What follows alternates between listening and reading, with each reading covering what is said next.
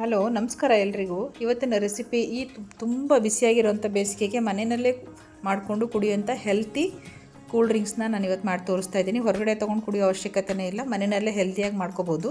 So ಇದು ಬೇಕಾಗಿರೋವಂಥದ್ದು ಸಕ್ಕರೆ ತೊಗೊಂಡಿದ್ದೀನಿ ಮತ್ತು ಉಪ್ಪು ತೊಗೊಂಡಿದ್ದೀನಿ. ಫಸ್ಟ್ ನಾನು ಮಾಡ್ತಿರೋ ಸೋಡಾ, ಇದಕ್ಕೆ ಸೋಡಾ, ಜಲ್ಜೀರಾ ಪೌಡ್ರು ಮತ್ತು ನಿಂಬೆಹಣ್ಣು ತೊಗೊಂಡಿದ್ದೀನಿ. ಇವಾಗ ಫಸ್ಟ್ ಒಂದು ಗ್ಲಾಸ್ ತೊಗೊಂಡೋದಕ್ಕೆ ಸ್ವಲ್ಪ ಸಕ್ಕರೆ ಹಾಕ್ಕೊಂಡ್ರೆ ಸಾಕು. ನಾನಿಲ್ಲಿ 1 ಟೇಬಲ್ ಸ್ಪೂನಷ್ಟು ಸಕ್ಕರೆ ಹಾಕೋತಾ ಇದ್ದೀನಿ. 1 ಗ್ಲಾಸ್ ಮಾಡೋದಕ್ಕೆ ಸ್ವಲ್ಪ ಉಪ್ಪು, ಒಂದು ಅರ್ಧ ಟೇಬಲ್ ಸ್ಪೂನಷ್ಟು ಉಪ್ಪು ಹಾಕೋತಾ ಇದ್ದೀನಿ. ಆಮೇಲೆ ಜಲ್ಜೀರಾ ಪೌಡ್ರು, ಇದು ಅಂಗಡಿಗಳಲ್ಲಿ ಎಲ್ಲ ಕಡೆ ಸಿಗುತ್ತೆ. ಜಲ್ಜೀರಾ ಪೌಡ್ರು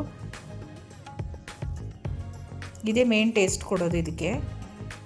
ಇದನ್ನೊಂದು ಅರ್ಧ ಟೇಬಲ್ ಸ್ಪೂನಷ್ಟು ಹಾಕೋತಾ ಇದ್ದೀನಿ. ಇವಾಗ ನಿಂಬೆಹಣ್ಣು ಇವಾಗಲೇ ಹಿಂಡ್ಕೋಬೇಕು, ನಾನು ಮರ್ತ್ಬಿಟ್ಟಿದ್ದೀನಿ. ಸೊ ಹಾಗಾಗಿ ಆಮೇಲೆ ಹಿಂಡ್ಕೋತೀನಿ.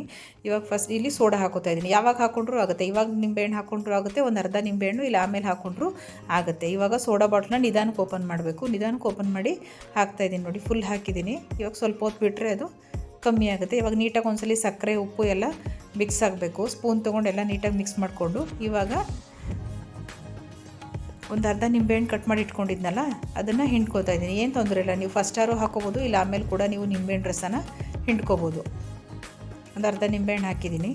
ಇವಾಗ ಇನ್ನು ಸ್ವಲ್ಪ ಸೋಡಾ ಹಾಕೋಣ. ಕಮ್ಮಿ ಆಗಿತ್ತು, ಹಾಗಾಗಿ ಮತ್ತೆ ಹಾಕ್ಕೊಂಡಿದ್ದೀನಿ. ಇದಕ್ಕೆ ಒಂದೆರಡು ಐಸ್ ಕ್ಯೂಬ್ ಕೂಡ ನಿಮಗೆ ಬೇಕು ಅಂತ ಅಂದರೆ ಹಾಕೋಬೋದು. ತುಂಬಾ ಚೆನ್ನಾಗಿರುತ್ತೆ. ಮನೇಲಿ ಒಂದ್ಸಲಿ ಟ್ರೈ ಮಾಡಿ. ಹೊರಗಡೆ ನಾವು 30-40 ರೂಪಾಯಿ ತೊಗೊಂಡು ಕುಡಿಯೋದಕ್ಕಿಂತ ನೀವು ಒಂದ್ಸಲಿ ಒಂದು ಸೋಡಾ ಬಾಟ್ಲು ತೊಗೊಂಡು ಬಂದು ಇಟ್ಕೊಂಡ್ರೆ ಒಂದು 3ರಿಂದ 4 ಸಲ ನೀವು 4 ಗ್ಲಾಸಷ್ಟು ಮಾಡ್ಕೋಬೋದು ಆರಾಮಾಗಿ. ಮನೆಯಲ್ಲೇ ಫ್ರೆಶ್ಶಾಗಿ ಮಾಡ್ಕೊಂಡು ಕುಡಿಬೋದು. ತುಂಬಾ ಚೆನ್ನಾಗಿರುತ್ತೆ.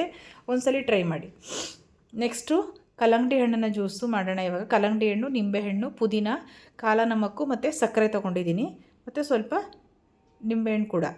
ಇವಾಗ ನಾನು ಕಲ್ಲಂಗಡಿ ಹಣ್ಣು ಪೀಸ್ಗಳು ಕಟ್ ಮಾಡ್ಕೊಂಡು ಇಟ್ಕೊಂಡಿದ್ದೆ, ಒಂದು ಬೌಲಷ್ಟು, ಅದನ್ನು ಹಾಕೋತಾ ಇದ್ದೀನಿ. ಸ್ವಲ್ಪ ಪುದೀನ ಎಲೆಗಳನ್ನ ಸೇರಿಸ್ಕೋತಾ ಇದ್ದೀನಿ. ಇದು ಒಳ್ಳೆ ಫ್ಲೇವರ್ ಕೊಡುತ್ತೆ. ಉಪ್ಪು ಸ್ವಲ್ಪ ಹಾಕೋಬೇಕು, ಮತ್ತು ಸಕ್ಕರೆ ಆಪ್ಷನ್ಗಳು ಬೇಕಾದರೆ ಹಾಕೊಳ್ಳಿ, ಇಲ್ಲಾಂದರೆ ಸ್ಕಿಪ್ ಕೂಡ ಮಾಡ್ಬೋದು. ನಾನಿವಾಗ ಹಾಕೋತಾ ಇರೋದು ಬಾಟ್ಲಲ್ಲಿ ಕಾಲ ನಮಕ್ ಅಂತ ಸಿಗುತ್ತಲ್ಲ, ಅದನ್ನು ಹಾಕೋತಾ ಇದ್ದೀನಿ. ಮತ್ತು ಒಂದು ಸ್ವಲ್ಪ ನಿಂಬೆಹಣ್ಣು ರಸ ಹಿಂಡ್ಕೋತಾ ಇದ್ದೀನಿ.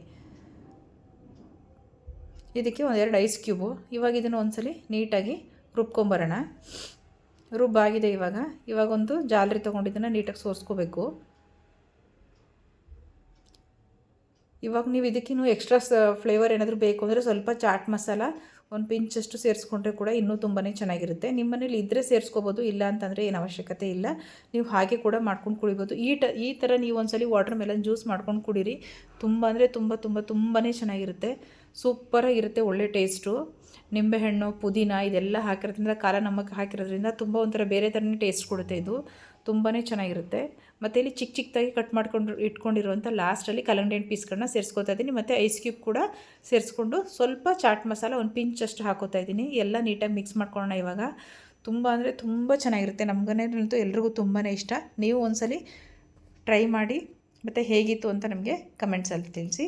Thanks for watching. ನಮ್ಮ ಚಾನಲ್ನ ಸಬ್ಸ್ಕ್ರೈಬ್ ಮಾಡ್ಕೊಳ್ಳೋದನ್ನು ಮರಿಬೇಡಿ.